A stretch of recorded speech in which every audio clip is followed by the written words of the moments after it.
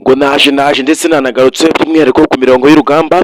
Reka mbe nakubwira ibiri kuvugirwa muri iki gihugu cya Repubulika Iharanira Demokarasi ya Kongo, dore ko intambara yaho mbona idateze no kurangira, ndetse navuga ko intambara muri Repubulika Iharanira Demokarasi ya Kongo, navuga ko aribwo intambara yaba igiye gutangira bitewe n'ibintu biri gukorerwayo ndetse n'ibintu bitugezeho izi saha ku isaha y'isaha ine. Ni amagambo agiye atunguranye ndetse n'amagambo yababaje benshi cyane, dore ko rwose bitaje kuba bigendekera neza leta ya Kinshasa. Navuga ko ku bafana b'uruhande rwa leta ya Kinshasa ari ibibazo ndetse bagiye guhura n'ibibazo bikomeye cyane, nyuma y'uko M23 ikomeje kugenda ikora udushya tugiye dutandukanye muri iki gihugu cya Repubulika Iharanira Demokarasi ya Kongo. Nagiye mbabwira inkuru yatambutse mu kanya ko rwose igisirikare cya M23 cyari kimaze kwivugana ababiligi bagera ku bihumbi bibiri by'umwihariko, ariko nakubwira ko by'umwihariko igihugu cy'ababiligi kivuze yuko nyuma y'abasirikari cyohereje muri Repubulika Iharanira Demokarasi ya Kongo nta bandi basirikari kizongera kwigera cyohereza, dore ko rwose ngo uyu mutwe wa M23 uri mu gihugu cya Repubulika Iharanira Demokarasi ya Kongo ngo ukomeje kugenda ukora udutendo.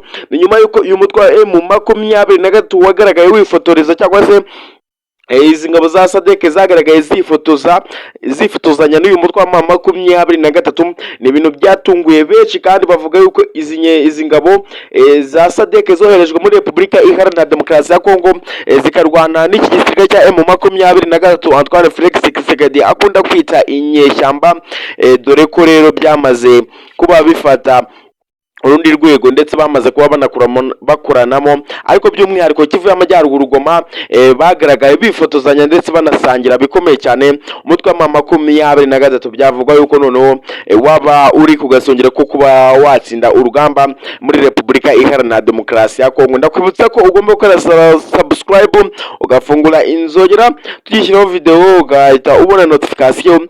Urakoze cyane, reka twinjira by'umwihariko ku mirongo y'urugamba. Ndahera za Uvira, ndahera Gisangani, ndahera by'umwihariko hari Bukavu. Ibiri kuhabera byo navuga ko ari agahomamunwa.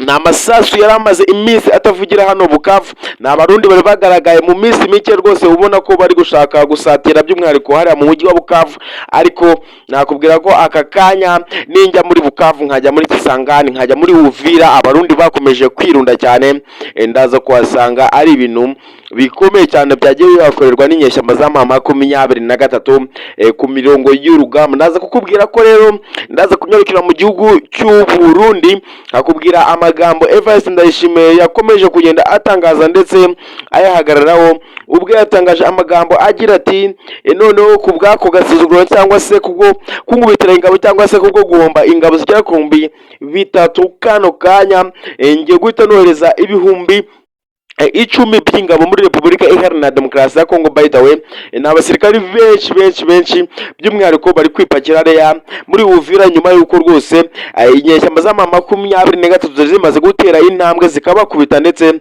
zikaba zamara kuhasiga bamwe na bamwe b'abarundi bakaba bamara kuhasiga ubuzima. Ingabo z'abarundi zigera ku bihumbi 3 zikaba zamaze kuhasiga ubuzima, ariko nakubwira ko igisirikare cy'u Burundi kimaze iminsi abasirikari bamaze iminsi barangije ikosi benshi bagaragaye. Navuga ko rwose ari yabagiye gushora ku mirongo y'urugamba muri Repubulika Iharanira Demokarasi ya Kongo. Reka ninjire by'umwihariko araza Uvira. Navuga ko ari abasirikare b'abarundi bamaze kuba basesekara nyuma y'uko 3,000 by'abarundi bimaze kuba byakwitaba Imana by'abasirikari bari kurwana ku ruhande rwa FARDC. Ku munsi w'ejo hagaragaye amashusho bari kwicwa ndetse bicwa urupfu rubi ndetse bacucumwa ndetse bihambaye, ariko navuga ko FARDC yakomeje kugaragaza isura mbi ku rugamba, dore ko rwose yahise ikwira imishwaro ndetse biza kurangira igisirikare cy'abarundi kishwe ndetse abasirikari bagera ku 3,000 rwose baza no kwitaba Imana. Ariko ndaza kukubwira ninjira hano muri Bukavu, ndaza kukubwira ko abasirikare b'abarundi bakomeje kugenda bahasatira nyuma y'uko rwose Uvira ngo bari bishwe, nuko rwose bakomeje nabo basatira Bukavu. Ariko nakubwira ko inyeshyamba za M23 zakoze operation ikomeye cyane igiye itandukanye muri tuno duce dore ko ningera Kisangani ndahasanga inyeshyamba z'ama 23 zarahandikiye amateka. Ndashaka ko rero uza wowe ugasanga kuri uyu muyoboro ugakora subscribe, ugafungura inzogera kugira ngo like ukazikanda kugira ngo tujye dushyiraho video uhite uyibona, kugira ngo amakuru n'ibiganiro tubahereza bijye bibageraho 5 kuri 5. ariko by'umwihariko mbanze nshimire wowe wamaze kuba wakanda subscribe cyangwa se sabone. Urakoze cyane, muze duteranira hamwe rero muri politike na diplomasi biri kuvugirwa ku isi hose, turebere hamwe ibiri kubyaba biri muri iki gihugu cya Repubulika Iharanira Demokarasi ya Kongo. Ni nyuma yuko umugore wa Evariste Ndayishimiye ubwe yatangaje amagambo akomeye ndetse avuga ko igihugu cy'u Rwanda nikizaramuka kidatanze abantu bigeze kwivugana umuperezida Nkurunziza wayoboye kino gihugu cy'u Burundi ndetse akaza kwitaba Imana nyakwigendera. Byamaze rero kuba bisubirwamo, bavuze ko umubano w'u Rwanda n'igihugu cy'u Burundi utazigera utungana.